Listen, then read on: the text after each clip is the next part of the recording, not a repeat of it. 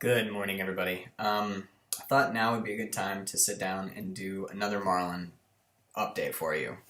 Since Bird and I are moving to Maine, as you can see, all my books are in boxes.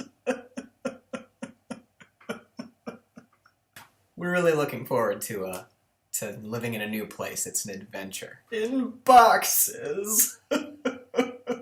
But not to worry, we're taking the hard drives with us. I've already digitally stored a copy of Marlon as well for redundancy, in case we're trapped in a fiery steel tomb on the side of the New York freeway. We're taking the hard drives and the iMac and my MacBook and our flat screen TV, our HD TV, which we've been using as a secondary monitor. Once we get to Maine, we're going to calibrate the screens. We did the color grade. Unfortunately, the screens weren't calibrated. They were calibrated to like Apple settings, which means a lot of the footage is a lot lighter. Look at me over here digging in my eye. I'm like, everything looked a little bit lighter than we wanted it to. The dark and moody shadows tended to just be more like just like some light dimness where characters were hanging out in. We're gonna get those screens calibrated and then correct the grade. Just bring everything down a little bit, darken up the shadows, tweak some of the colors. It really shouldn't take that long. Meanwhile, I'm going to continue working with Dan Zini via email, text, call, and Google Drive sharing to continue working on the audio for the film. Speaking of audio for the film, the soundtrack. Do you guys remember this?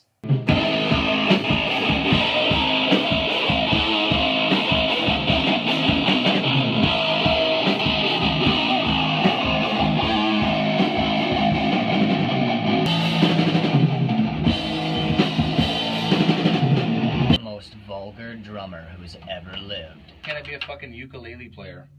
Fuck you. I play drum. Lonely killer in the wood, lonely husband just as good as he can be, till he kills them all.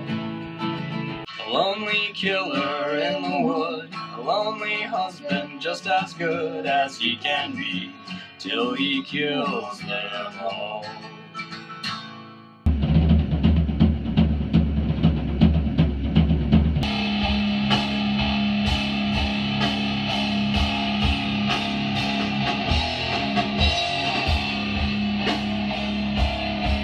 Well, Dan has been working his audio magic, and what we've ended up with, I've been meeting up with him pretty regularly, and what we've ended up with is this.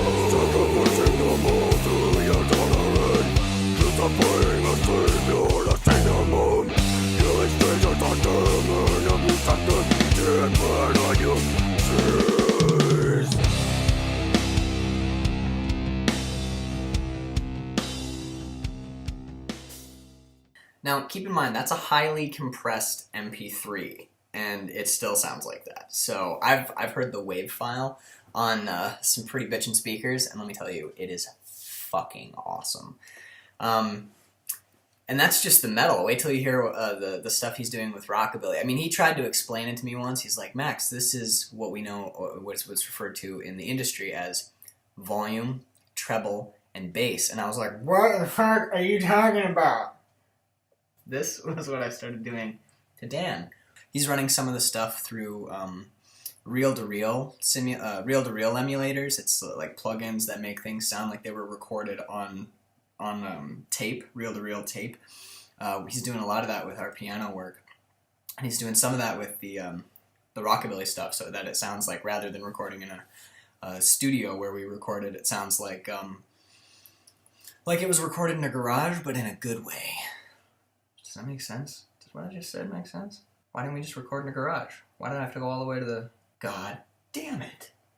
Totally awesome is the point. It sounds totally awesome. Speaking of piano, a buddy of mine, Enron, Aaron Porth, as he, that's his Christian, he wrote the score for the film. But basically the idea of the Marlon audio was all of the songs that my brother and I did with Dan on bass are all stuff that you hear on the radio in the background, here in, when they're driving in the car, you'll hear it on the radio. Sometimes it kind of blares at you and things like that, but that's all supposed to be in-world music. We actually did write some score, though, that ambient, creepy type stuff that you hear in like John Carpenter's Halloween and every film ever made. I don't have to explain score to these people. These people are smart, Trinity. Smarter than me. Anywho, Aaron wrote the score. He wrote some beautiful piano pieces. He wrote some lovey-dovey stuff, some super creepy stuff, some sad stuff. Those are the three modes of piano playing, by the way. Sad, creepy, and lovey-dovey. Dan and I didn't want to just do piano. We didn't just want piano for the film. So we took it into a program called Melodyne, which, if Aaron plays a chord, it takes all of the things that he played and splits all the notes up so that you can see, like he played this note and this note and this note and this bad note. And then what we were able to do is remove the bad notes. But what we were also able to do is, during some of the creepy shit, well, let me walk you through it. This is what Aaron started to play.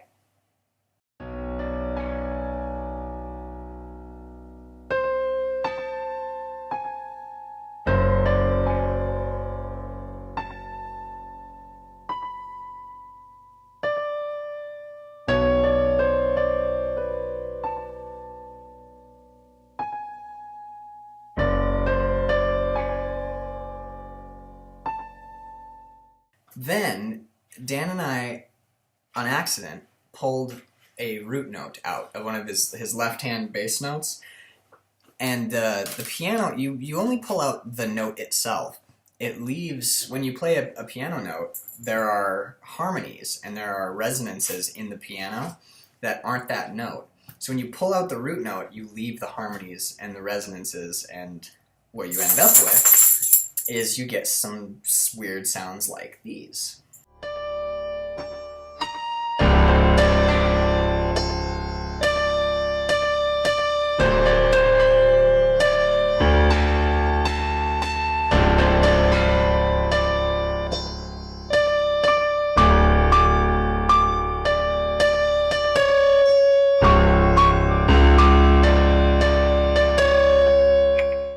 So then Dan and I were like, we need to fucking pull out all of the root notes and create the craziest fucking sounds that any human being has ever heard. And what we ended up with was this.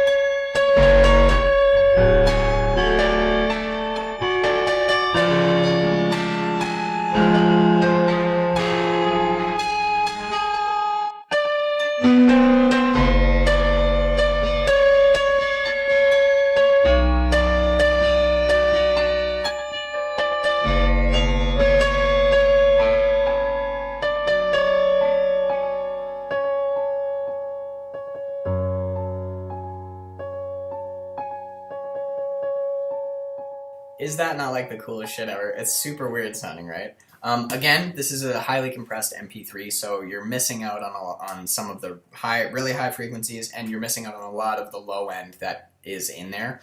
Because when you create this is your wave. When you create an MP3, you just kind of squash everything down, and you do lose a little bit of top and bottom range. Of course, when we do the film, everything will be in its uncompressed glory. To be finalized, to be mastered over in New Jersey, to make it sound good on all systems. So that's pretty much all I have for you now.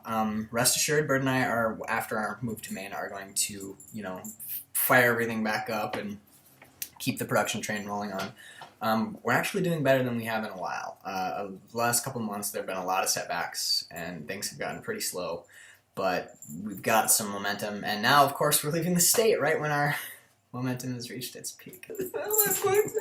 So there probably won't be many Marlon updates until Bird and I are settled in Maine. At that point, we are taking our podcasting stuff, and since we have no friends in Maine at all, and I won't have a job for probably, maybe ever, start living off the dole, sucking on the government teat, that sweet, sweet government milk money.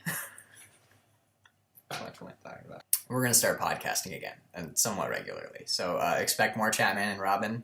Expect Chatman and Robin more regularly, at least. Although I hope you caught this week's mini-sode tie-in to the Dead Poets Society review.